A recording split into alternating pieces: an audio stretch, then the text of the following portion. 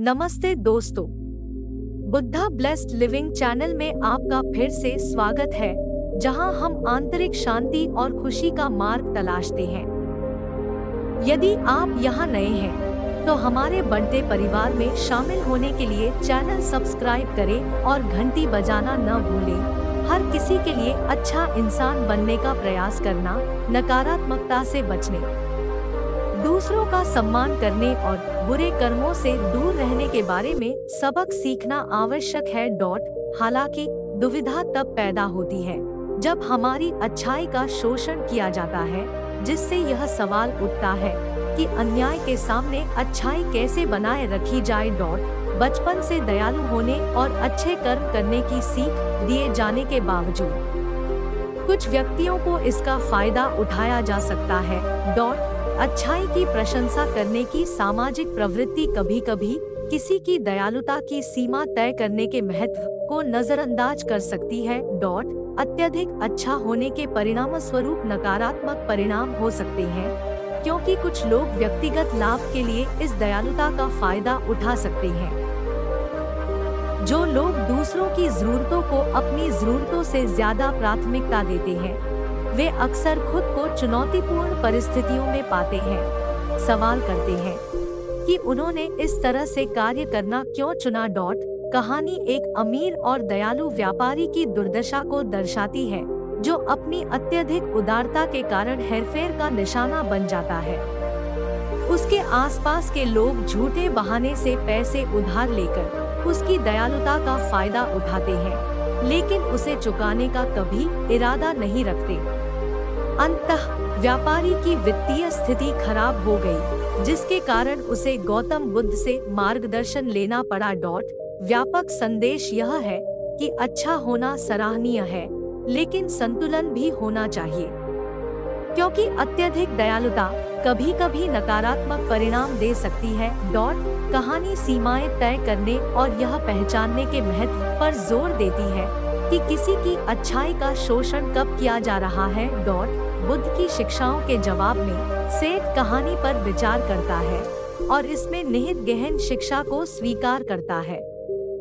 वह समझता है कि अच्छा होने का मतलब किसी की भलाई का त्याग करना नहीं है, और उसे अनुचित व्यवहार का सामना करने पर खुद के लिए खड़े होने के महत्व का एहसास होता है। सेठ मार्गदर्शन के लिए आभार व्यक्त करता है और इन सिद्धांतों को अपने जीवन में कैसे लागू किया जाए, इस पर और सलाह चाहता है। बुद्ध शांत मुस्कान के साथ सेठ को आश्वस्त करते हैं कि अच्छाई और आत्मसुरक्षा का मार्ग एक नाजुक संतुलन है। वह सेठ को दयालु बने रहने के लिए प्रोत्साहित करता है, लेकिन शोषण या नुकसान का सामना करने पर अपने अधिकारों और सीमाओं पर जोर देने की आवश्यकता पर भी जोर देता है। बुद्ध ने विवेक पर व्यावहारिक सलाह साझा की, सेठ से वास्तविक दयालुता और उन स्थितियों के बीच अंतर करने का आग्रह किया जहां उसका फायदा उठाया जा सकता है। वह अपने परिवेश के प्रति जागरूक रहने और अपने आसपास के लोगों के उद्देश्यों को समझने के महत्व पर जोर देते हैं। सचेतनता और बुद्धिमत्ता विकसित करके सेठ दयालुता और लचीलेपन दोनों के साथ जीवन की जटिलताओं को पार कर सकता है।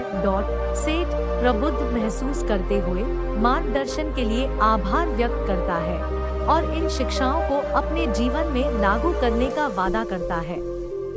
बुद्ध अपने दयालु ज्ञान में सेठ को याद दिलाते हैं कि संतुलन की ओर यात्रा जारी है और कुंजी निरंतर आत्म प्रतिबिंब और सीखने में निहित है।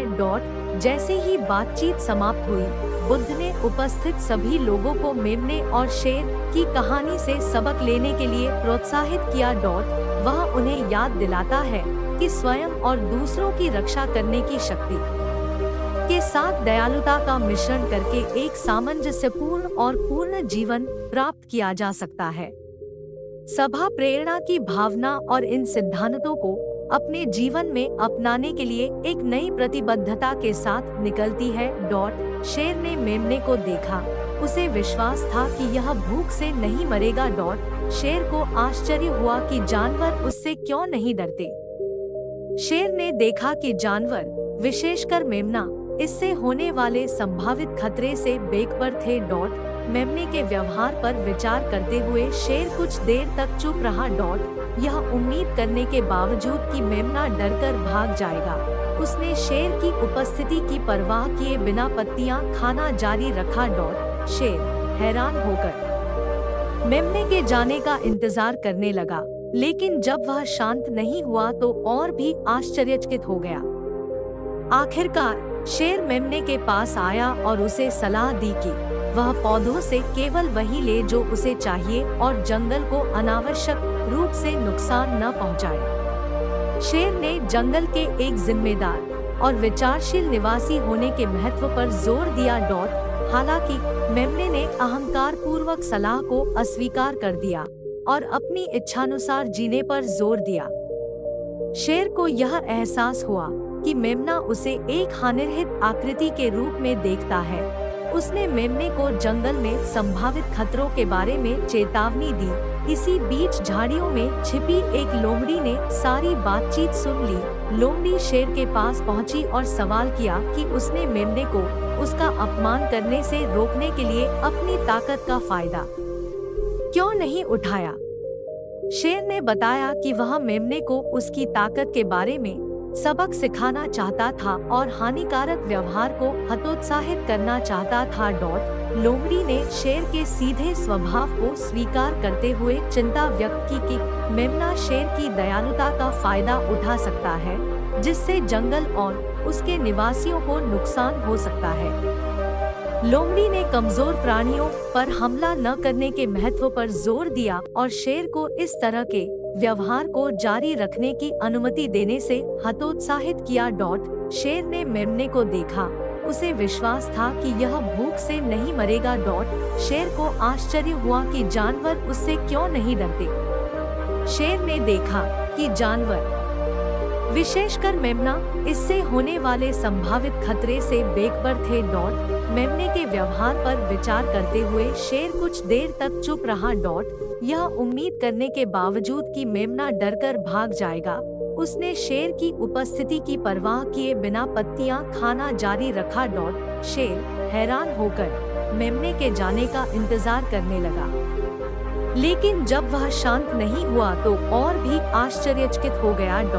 आखिरकार शेर मेमने के पास आया और उसे सलाह दी कि वह पौधों से केवल वही ले जो उसे चाहिए और जंगल को अनावश्यक रूप से नुकसान न पहुंचाए। शेर ने जंगल के एक जिम्मेदार और विचारशील निवासी होने के महत्व पर जोर दिया। हालांकि मेमने ने अहंकार पूर्वक सलाह को अस्वीकार कर दिया और अपनी इच्छानुसार जीने पर जोर दिया। शेर को यह एहसास हुआ कि मेमना उसे एक हानिरहित आकृति के रूप में देखता है। उसने मेमने को जंगल में संभावित खतरों के बारे में चेतावनी दी। इसी बीच झाड़ियों में छिपी एक लोमड़ी ने सारी बातचीत सुन ली। लोमड़ी शेर के पास पहुंची और सवाल किया कि उसने मेमने को उसका अपमान करने से रोकने के लिए अपनी ताकत का फायदा क्यों नहीं उठाया। शेर ने बताया कि वह मेमने को उसकी ताकत के बारे में सबक सिखाना चाहता था और हानिकारक व्यवहार को हतोत्साहित करना चाहता था। लोमड़ी ने शेर के सीधे स्वभाव को स्वीकार करते हुए चिंता व्यक्त की कि मेमना शेर की दयालुता का फायदा उठा सकता है, जिससे जंगल और उसके निवासियों को नुकसान हो सकता है।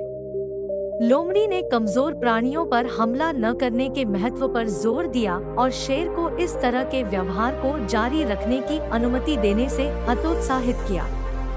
अंत में वीडियो व्यावहारिकता के साथ दयालुता को संतुलित करने, शेर, लोमड़ी और बुद्ध की शिक्षाओं से प्रेरणा लेने पर एक मूल्यवान सबक प्रदान करता है। यह शोषण से बचने के लिए अत्यधिक अच्छा न बनने के महत्व पर जोर देता है और साथ ही दूसरों की मदद करने के लिए एक विचारशील और रणनीतिक दृष्टिकोण को प्रोत्साहित करता है।